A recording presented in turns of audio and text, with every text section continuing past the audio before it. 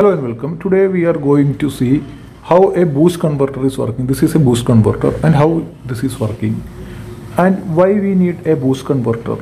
We are going to check now. So if we have a 10 volt bulb and we have applied a 10 volt input voltage, the bulb will glow. Why? Because the electron from this side carries enough energy or enough voltage. This is the electron and this is the energy. Enough energy to overcome the resistance of the bulb, and it will flow through the bulb and the bulb will glow. Instead, if we apply a 5 volt at the input, each electron, it is carrying half the energy.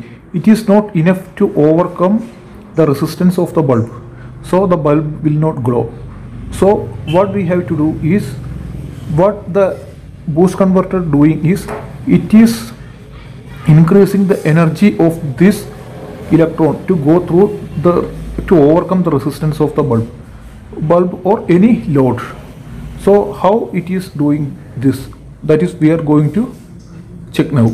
So this is the simple circuit of a boost converter. How this is working is that when we apply 5 volt, the voltage at this point is 5 volt. A diode is connected in series with the inductor. This bulb needs 10 volt. So when we apply 5 volt, this energy is not enough to overcome the resistance of the bulb. This boost converter doing the function of increasing the energy of these electrons. So how it is doing that? When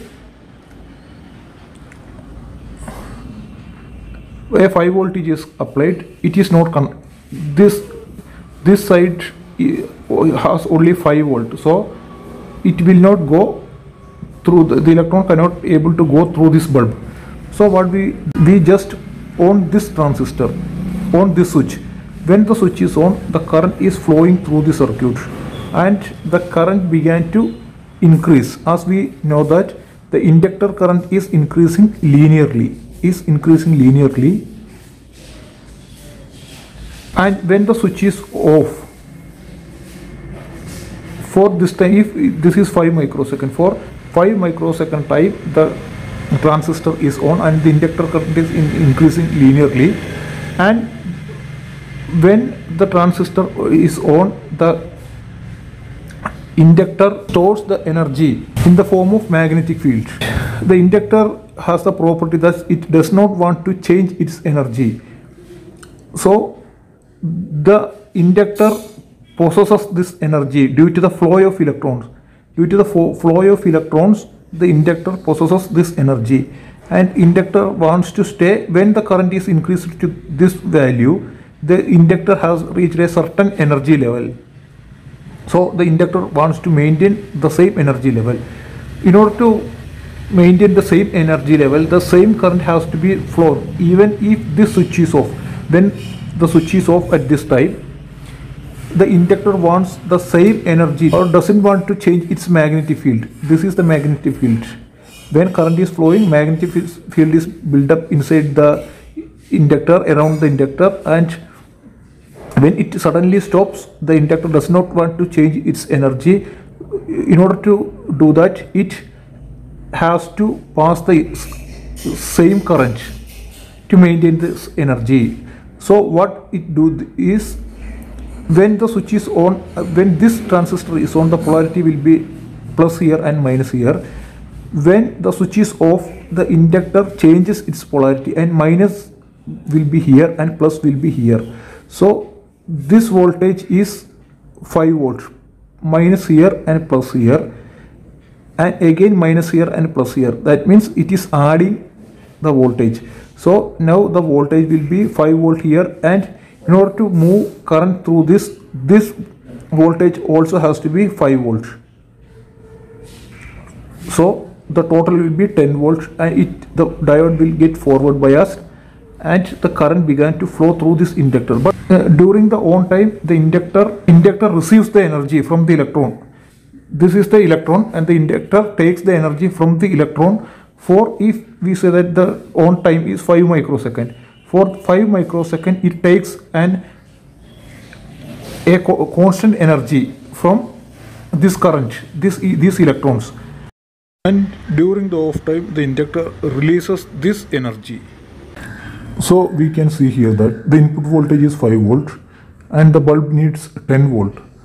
So when the 5 voltage is applied, this diode is for reverse biased and the bulb will not glow. So if we on the transistor, this point becomes 0 and the diode become reverse biased and this point become plus. That means the voltage across the inductor is 5 volt. If the transistor is on for 5 microsecond, the on time of the transistor is 5 microsecond, then the current through the inductor is increasing linearly. The current through an inductor is always increasing linearly and it reaches to a maximum value, and at that time we are turning off this transistor. The current is increasing, the energy, the magnetic field is increasing, and magnetic field increasing means its energy stored in the inductor is increasing. When we switch off this transistor, the inductor does not want to change its energy immediately. It wants to maintain its energy. In order to maintain its energy, it wants to flow the same current. Now the bulb wants a 10 volt, but we have only 5 volt at the input. So the inductor has to increase its voltage to 5 volt. That means 10 volt. The bulb wants 10 volt and the input voltage is 5 volt. So the inductor wants to increase its energy, increase its voltage to 5 volt. That means the required output voltage minus the input voltage is the inductor voltage. If the bulb wants 10 volt and if the input has only 5 volt, the inductor has to increase its voltage to 5 volt. If the voltage during on time is 5 volt and the off time is also 5 volt, so the inductor can maintain the same current. If we take this voltage, instead of 5 volt, only 8 voltage is needed.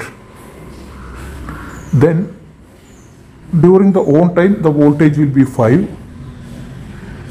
This side is 5 and this side is 0. During the on time the voltage is 5. But when this transistor is off, as this voltage is 8 volt, output voltage is 8 volt and the input voltage is 5 volt, the inductor wants to raise its voltage only to 3 volt. Earlier it was 5 volt, now it only wants 3 volt. When this transistor is off, the electron coming from this side has a voltage of 5 volt. Each electron possesses a voltage of 5 volt. Only 3 voltage has to be supplied by this. Only 3 voltage has to be supplied by this inductor in order to move through this.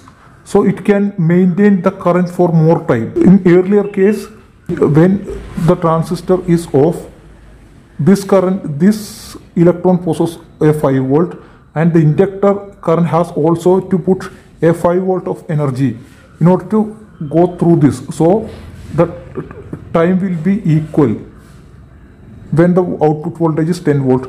Now the output voltage, when the output voltage becomes 8 volt, only the contribution from this inductor is 3 volt. If we say that if the bulb voltage is 12 volt, then the inductor contribution from the inductor during off time will be 12 minus the input voltage 5. 7 voltage has to be put by the inductor if the bulb voltage is 12. So the contribution from the input is 5 volt. This is 5 volt, but the inductor has now the contribution from the inductor is more. It has to put 7 volt. More voltage has to be put by this. So because of that, the inductor cannot able to maintain its current for 5 microseconds. So it will be reached to 0 before 5 microseconds. So this is the equation that is shown. Input voltage divided by output voltage will be the off time. This is off time period. That means if the input voltage is 5 volt and if we want output voltage is 10 volt, then the period will be half, 1 by 2. That means this and this will be equal. When the input voltage is 5 volt, and the output we want only 8 volt, then 5 by 8, this is 1 by 2 means 0.5, this is 0.62. That means if the output voltage we want is 8 volt, the inductor can maintain the current for more time. If the input voltage is 5 and the output want a 15 volt, if you say 15 volt, then it will be 1 by 3. 1 by 3 means 0.33. The ratio between the on time and off time will be 0.33.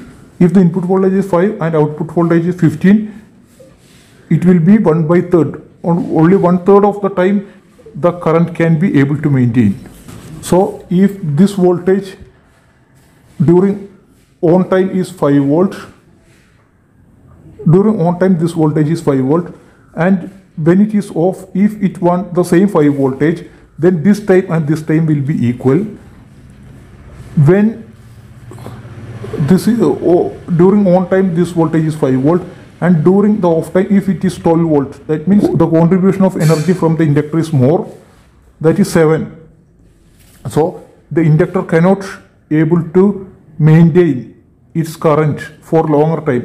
This will be very low. If this is 5 microsecond, this will be less than 5 microsecond. If the voltage drop during on time is 5 volt, and when the switch is off, and the output voltage we want is only 8 volt, so the difference between the input and output will be 8 minus 5. Only 3 volt has to be supplied by the inductor. At that time, the inductor can maintain its current for more time. If it is 5 microsecond, it can be more than 5 microsecond. The current, it can maintain this current. This is called voltage balance rule. That means during the on time, this is 5 volt divided by the inductor value into dt, 5 microsecond. 5 volt into 5 microsecond, this is the on time. And when it is off, the voltage across the inductor will be, this is the voltage across the inductor. During the on time, the voltage across the inductor is 5 volt and it is on for 5 microsecond.